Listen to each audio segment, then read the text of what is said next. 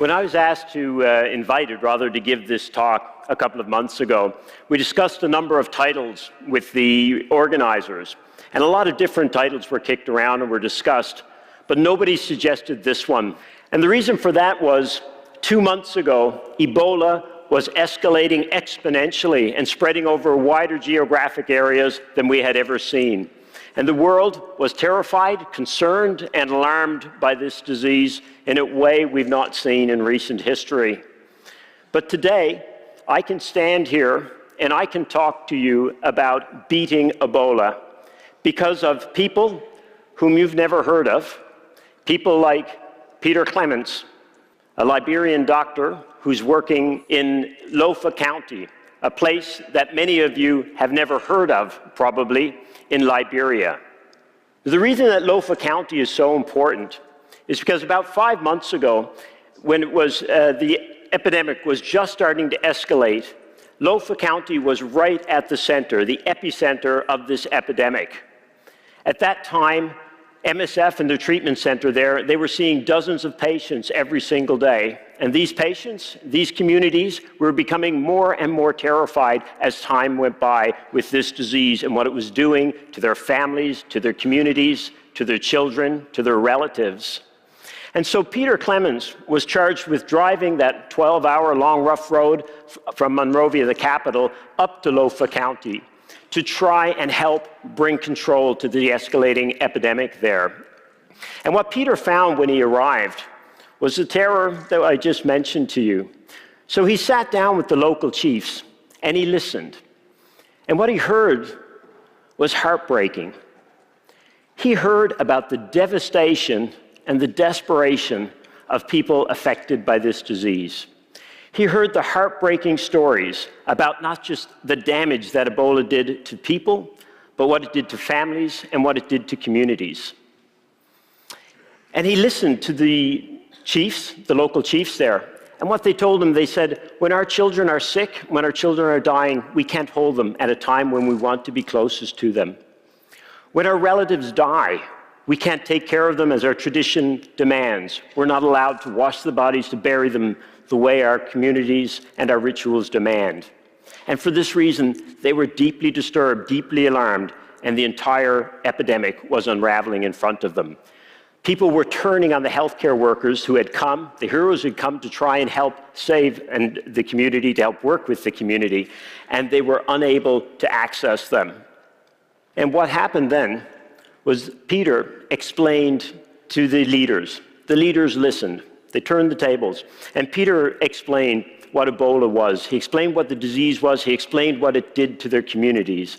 And he explained that Ebola threatened everything that made us human.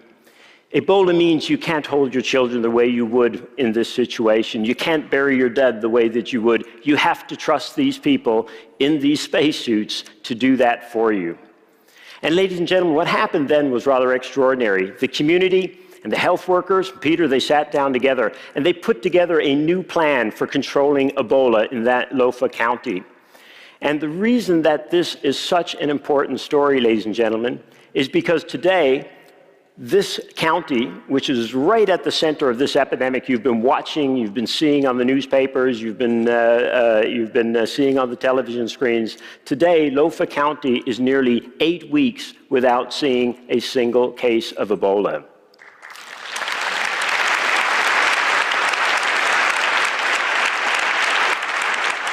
Now, this doesn't mean that the job is done, obviously. There's still a huge risk that there will be additional cases there. But what it does teach us is that Ebola can be beaten. That's the key thing. Even on the scale, even with the rapid kind of growth that we saw in this environment here, we now know Ebola can be beaten.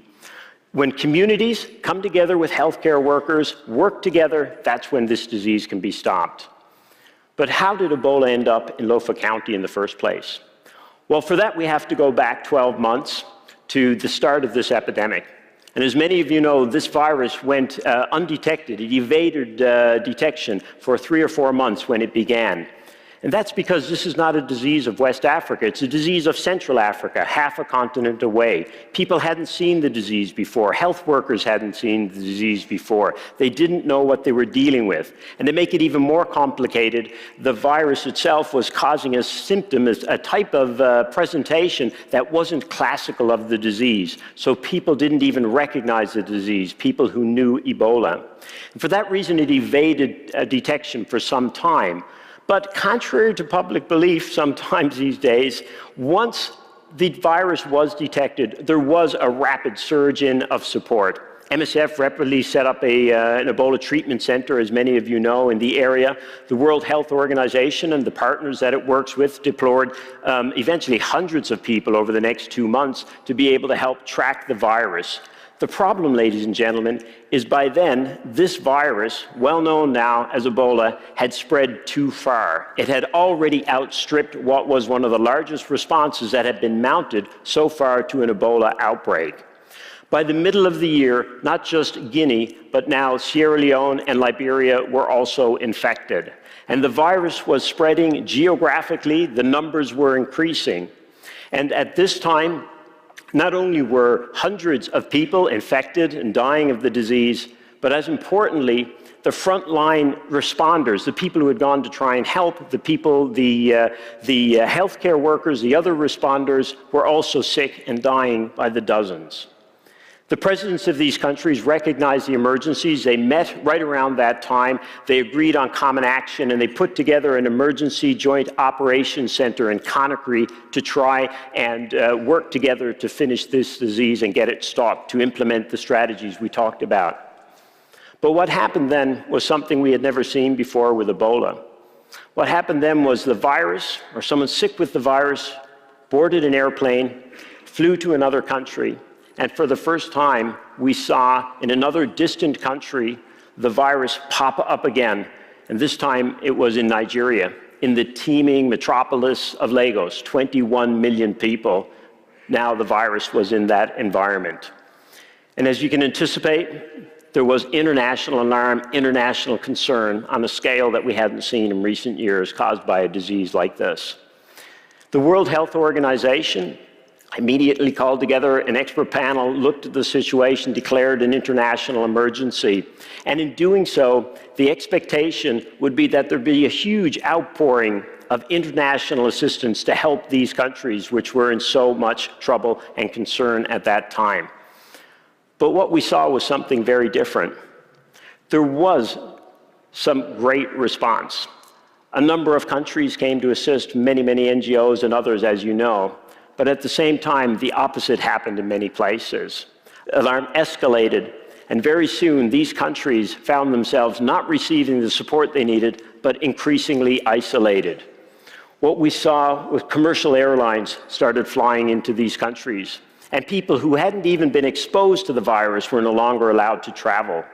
This caused not only problems, obviously, for the countries themselves, but also for the response. Those organizations that were trying to bring people in to try and help and respond to the outbreak, they could not get people on airplanes, they couldn't get them into the countries to be able to respond. And in that situation, ladies and gentlemen, a virus like Ebola takes advantage. And what we saw then was something also we hadn't seen before. Not only did this virus continue in the places where it had already become infected, but then it started to escalate, and we saw the case numbers that you see here, something we'd never seen before on such a scale, an exponential increase of Ebola cases, not just in these countries or the areas already infected in these countries, but also spreading further and deeper into these countries. Ladies and gentlemen, this was one of the most concerning international emergencies in public health we have ever seen.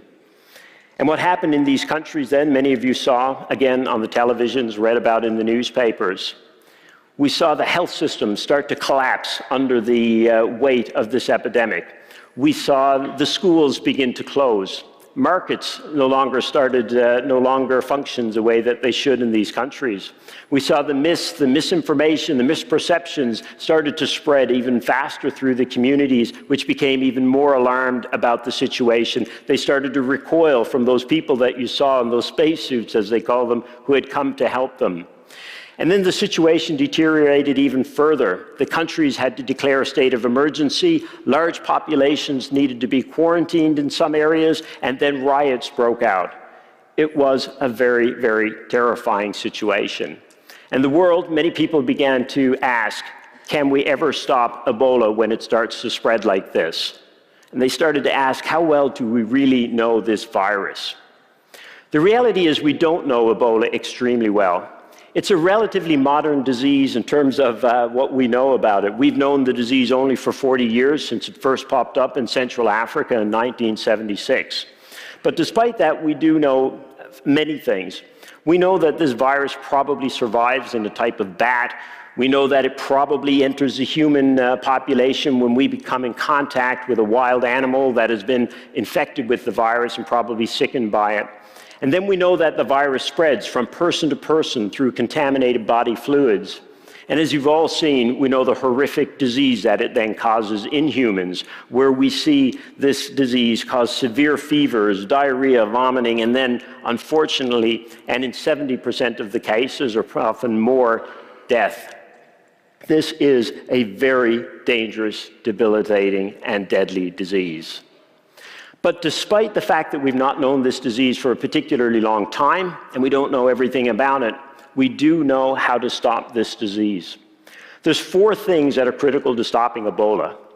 First and foremost, the communities have got to understand this disease. They've got to understand how it spreads and how to stop it. And then we've got to be able to have systems that can find every single case, every contact of those cases, and begin to track the transmission chain so that you can stop transmission.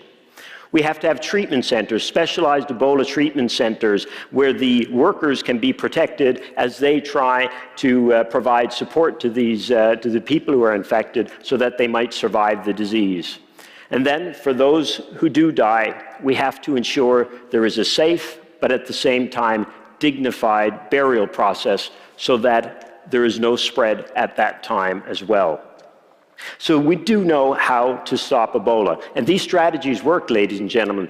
The virus was stopped in Nigeria by these 4 strategies, and the people implementing them, obviously. It was stopped in Senegal, where it had spread, and also in the other countries that were affected by this virus, in this outbreak. So there's no question that these strategies actually work. The big question, ladies and gentlemen, was whether these strategies could work on this scale in this situation, with so many countries affected, with the kind of exponential growth that you saw. That was the big question that we were facing just 2 or 3 months ago. Today, we know the answer to that question. And we know that answer because of the extraordinary work of an incredible group of NGOs, of governments, of local leaders, of UN agencies, and many humanitarian and other organizations that came and joined the fight to try and stop Ebola in West Africa.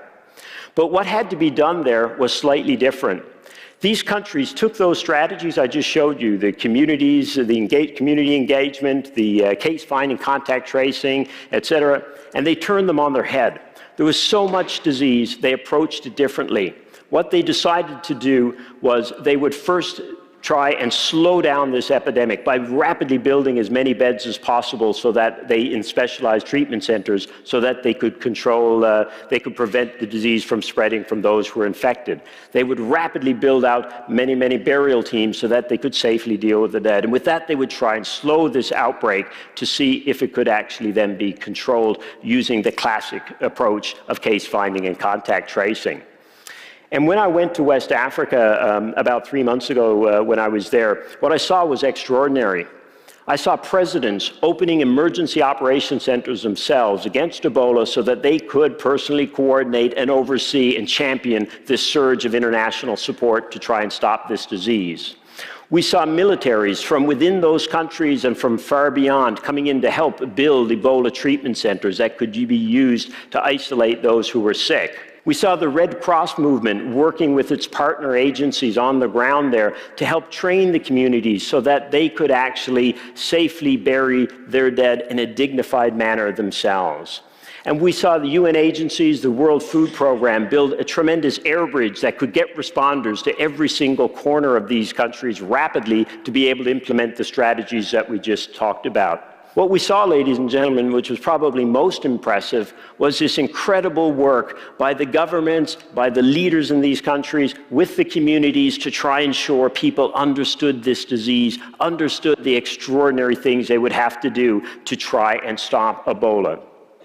And as a result, ladies and gentlemen, we saw something that we did not know only 2 or 3 months earlier whether or not it would be possible. What we saw was what you see now in this graph when we took stock on the 1st of December. What we saw was we could bend that curve, so to speak, change this exponential growth and bring some hope back to the ability to control this outbreak. And for this reason, ladies and gentlemen, there's absolutely no question now that we can catch up with this outbreak in West Africa and we can beat Ebola. The big question, though, is that many people were asking, even when they saw this curve, they said, well, hang on a minute, that's great, you can slow it down, but can you actually drive it down to zero? Now, we already answered that question right back at the beginning of this talk when I spoke about Lofa County in Liberia. We told you the story how Lofa County got to a situation where they have not seen Ebola for 8 weeks. But there's similar stories from the other countries as well. From Gekadu in Guinea, the first area where the first case was actually diagnosed, we've seen very, very few cases in the last couple of months. And here in Kenema, in Sierra Leone, another area in the epicenter, we have not seen the virus for more than a couple of weeks. Way too early to declare victory, obviously, but evidence, ladies and gentlemen, not only can the response catch up to the disease, but this disease can be driven to zero. The challenge now, of course, is doing this on the scale needed right across these 3 countries. And that is a huge challenge. Because when you've been at something for this long, on this scale, 2 other big threats come in to join the virus. The first of those is complacency. The risk that as this disease curve starts to bend, the media look elsewhere, the world looks elsewhere. Complacency always a risk. And the other risk, of course, is when you've been working so hard for so long and slept so few hours over the past months, people are tired, people become fatigued, and these new risks start to creep into the response.